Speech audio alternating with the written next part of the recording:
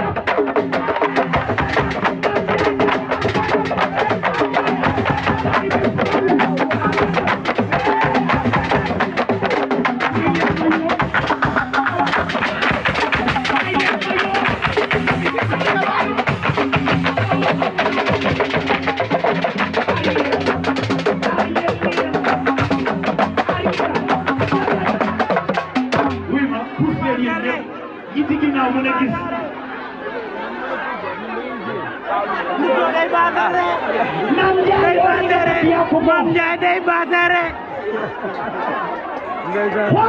ndeysaan ay tàcc moo neex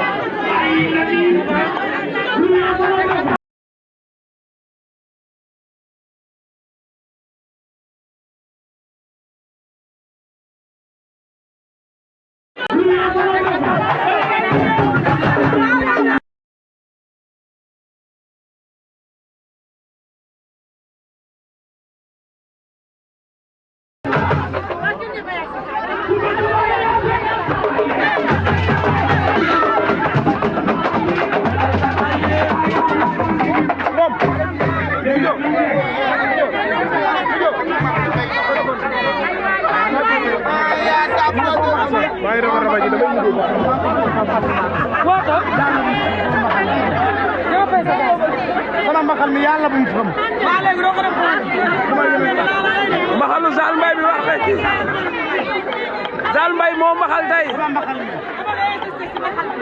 xool leen ko xeesal bi